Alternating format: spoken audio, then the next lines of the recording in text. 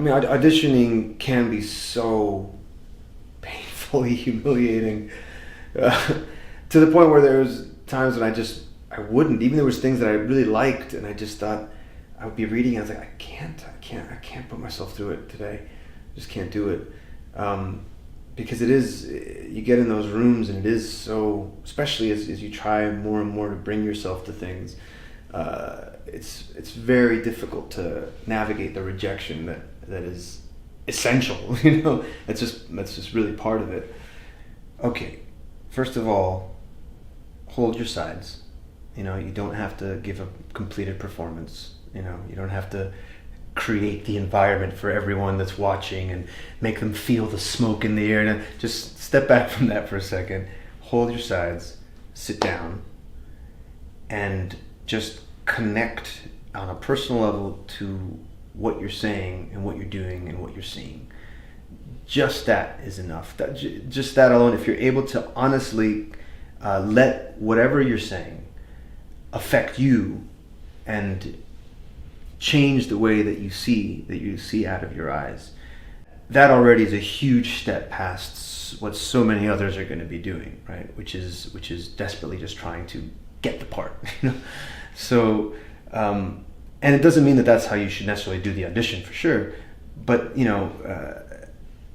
that idea of like what is inside of you already, the way that you view the world is already so unique and original that if you're able to connect honestly to how you really feel about something, and how what you're reading or what you're saying or what you're imagining really does affect you, and you're just able to allow that to come out, that's already so special to be able to do that. And then really take each moment as auditioning as a chance to actually do it. As a actual chance to perform, to investigate a character, to work on a script, regardless of the outcome. If there's like a way to really commit to the fun of that and the curiosity of that, like I said, and being able to somehow make your personal stakes in getting the part way lower than the stakes of the character in that situation,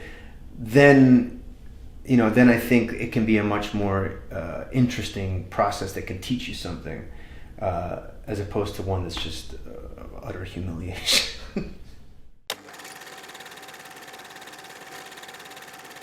Even before I went to drama school, there was a sense for me that I really would every day think about what's one thing that I can do, at least one thing that I can do that can better me, further my goals of wanting to be a great actor. So whether it was, watch these 3 movies, read this book, read this, read one chapter of a Stanislavski book, read this, find an interview, take a headshot, write a little bit of a movie. Every day I would try to, tick it off the list. Just one thing that could make me feel like I was taking a step forward. And then, just I think doing your own things is really helpful because there's so much freedom in that. That's really how I started, which is me and my friends just making movies together. Back then we had the 2 VCRs and doing trying to edit it that way. But now, feature films are made on iPhones, so there really is no excuse to not be working. And it's only the doing that really teaches you, that makes you more comfortable. The first thing I do when I get sent something that I'm considering is I send it to Jerry Gno. And I send it over to him to get his opinion about what he thinks, if it's worth something for us to investigate together. Then if it's like, yes, there is something here that's definitely worth exploring, that's going to spark my curiosity, that's going to keep me engaged for the duration of prep and the shoot. Then the next thing that happens is I start to read it a lot. I try to read it all the time and let the ideas come organically, almost subconsciously, just from the process of reading it. And I try to read it as neutrally as possible. I try not to jump immediately to like, how would I perform it? Even though that happens anyway, just out of instinct, I really try to detach from it as much as I can, so that I get information in and I'm not just, pouring out my thoughts onto it. And so after kind of reading it, then I slowly start to say the words out loud. And then that starts to inform me. Then I think, okay, well, what do I need to know in order for me to be able to say this with conviction, and me to be able to believe in the situation that's happening? And then at that point, the dialogue starts to become much more secondary, and it starts to be about, what do I need to know or understand to behave believably in this particular situation, of this scene, and in this scene, and this scene. And that's when coming up with a history, coming up with looking at the outside world of, well, what is a similar situation that I can draw from, emotionally, what happens to me when I think about this, and that's kind of how the process begins there. For me, I think the most important thing is tone. So when I read it, to figure out for me what my function is in this, what the function of this character is, and what's the playground look like? Because each one is a different playground. And so, like, what's the structure here? What is it? And what is the tone? Because that'll dictate it's the lens in which I view the story. So, and it's not just like, it's a comedic tone, it's a serious tone. It's at every moment the tone is slightly changing, like music, like a song. So figuring out what the whole sound of the thing is, what the music of the whole piece is, and then going back and kind of understanding, okay, so that's what this is, that's the function of this. So that'll dictate how I approach this particular situation. And that's why I read it over and over again, because it just it gets me in sync with the tone of the whole story. Because the idea is, obviously I want to bring myself to it, but I want to put a specific lens of the story onto it, because that's what differentiates it, and that's what also will hopefully help give unique choices to that character. The dialogue is important as a clue, because that's the, it's when we speak clearly now, it's the best I can do to try to communicate or explain the thought that I'm having. But the thought that I'm having is way more complex and very interesting and sophisticated. Unfortunately, my words are limited, and trying to say what I mean. And that's the same for dialogue in the script. It's the closest approximation to a vast well of thoughts and feelings and expression, and this is the best they can come up with in that moment. And sometimes it's the opposite of what's being said. It's the opposite of what they're feeling. It's the opposite of what they want, or it's a mixture of the two things. And as we know, these words come out. It's like life squeezes you, and this is the sound that comes out. And so it is a clue for me. I think, okay, well, why was this the thing that is said? What was happening that made this come out? And obviously in films that can change a lot. Sometimes when you're going through and really committing to the situation, you feel like you've really got a sense of the character. Then you come back and all of a sudden a piece of dialogue will feel like it's actually betraying itself, that it's inadvertently actually fighting against, in not a great way, what the rest of the script is actually building with this character. But even still, I'll take a look. Like for instance, I think about Ex Machina, for instance, because that was one where there was so much dialogue about very complex things: artificial intelligence, consciousness, things that I knew nothing about. Things I was interested in, but really from on a technical level, definitely not as knowing as much as this character is supposed to know, who's a fucking genius. So it really was about speaking with the director, constantly dissecting every single word, so I knew exactly what I meant. And that made me think, well, what would this person sound like? What's an interesting, who is someone that I think of as like this kind of genius, who is a bit of a recluse, but who made the most amazing things. And I got to Stanley Kubrick, and I thought, oh, he's a really interesting character. And then I listened to an old interview of his in the late 50s, and I just keyed into that, because I just thought, this is an amazing voice. Because he has to speak so much, I think it'd be interesting if there was a little bit of a sense of generosity in the way that you speak. Because a lot of modern speech, particularly in America, everything gets in the back of the throat, and people are very non-committal with their sound. And if you go back to the 50s and 60s, there was a lot more generosity with tone and sound and air, and I like that.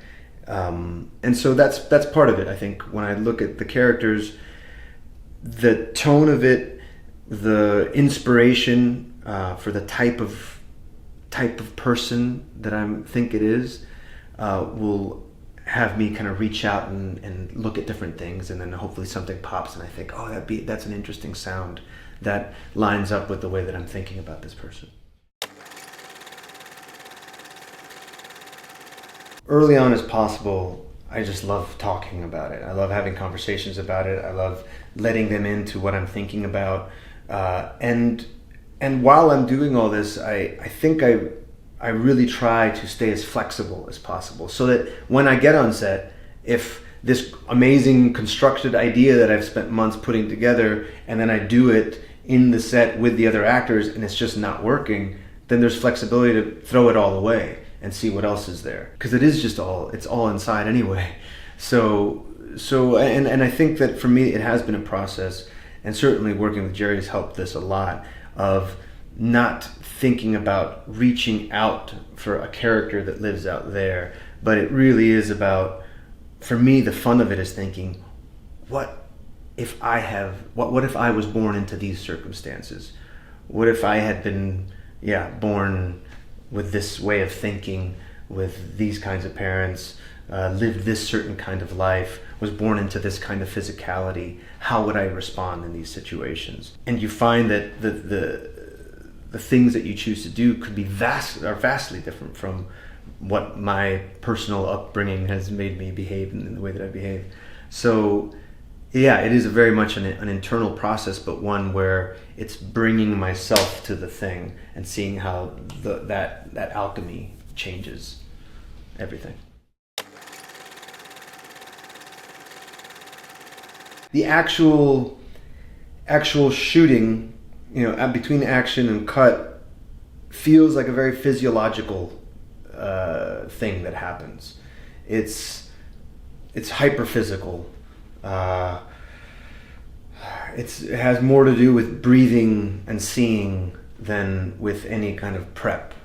The hope is that all this stuff I've been feeding myself all this stuff, and then it's just, let's see what sticks. Let's see what the organism decides to use and what it doesn't. And that's not to say that a director can't come and say, I want you to sit here, I want you to look that way on this line, then I want you to come over this way, the camera's going to follow you, and you're going to look into here, you're going to look back this other way, you're going to show us what you feel about what you just saw, and then you're going to walk off to the right. And yet within that, it's just like the dialogue, okay, I've got that structure that has to happen, but within that, it's just as unknown exactly what's going to happen, and so yeah, for me, it feels like a much more a process of doing everything I can physically to not think. And it's hard, especially when you do take after take after take, because it does start to feel like you're having to hit a target, as opposed to just like another exploration. So it takes a little bit of mental gymnastics to connect again to, okay, there's things that I'm trying to do here, and let me connect to just seeing. Sometimes it's enough as that, just connect to seeing. Drawing in the corner of the wall that I have to look around, and what's beyond that wall, and if I have to move over to this way, just continuing to take in the environment. Sometimes that's enough to just kind of ground and connect and allow for you to be loose and let things happen. It relaxes you so that you are available for new things to inspire you in the moment there.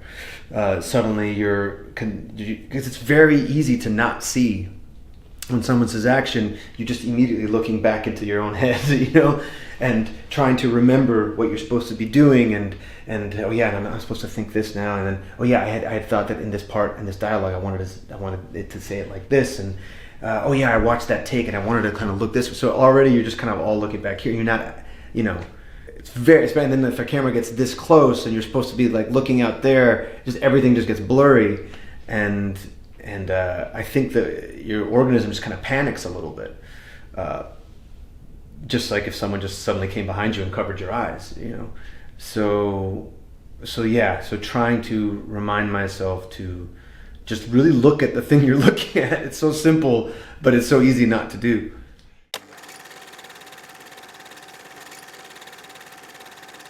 Every time, and particularly the bigger the movies and these kind of, like for instance, the Star Wars films, it's such a challenge to not feel self-conscious, because it really is about hitting a very specific target that's being asked of you to hit. Everything from the outside that's coming at you is not about just, be real. It's about, I need you to be flying the thing and then look to your right and see your friend explode, and then, look forward and then look at the thing and then make a decision that you're going to pull out, but don't do it out of fear, do it out of courage, action, and so it's like, you're like, okay, all right, and this is just kind of coming at you, and so with that kind of direction, all you can think about is how you look, because that's what's being asked of you. It's just they want you to look certain ways. And so within that, how to quiet it all down and connect to your imagination, and to really seeing when there's literally nothing to be seen except maybe green screen or just the crew standing around staring at you bored. And then searching for the thing that gets you back to that place where you're able to play. And so for me, for instance, in like those kind of cockpit scenes in Star Wars, whenever there's a little kid on set, it immediately makes it so much easier, because it connects me back to pretending when I was a little kid. And you could be in any situation and you can really see things exploding and, be flying a thing and not feel self-conscious about it at all. And so, yeah, it's about, and when you're a little kid, you really see, when you're playing, you really see everything that you're pretending to see. And so it's just like, connecting to that in those situations. Every take, every setup, I feel like is a whole new challenge of trying to relax, breathe, see out of your eyes. Don't try to force, these moments and to not be staring back at myself. I mean, it feels like that's what so much of it is trying to get back to that kind of that sense of ownership of your environment and of what you see, and completely committing to your imagination. As things get, as the stakes get higher and higher, it becomes more difficult to do that. But that's when, that's why I do feel like the stakes of the character should always be way higher than that of the actor. For the actor, it shouldn't matter that much.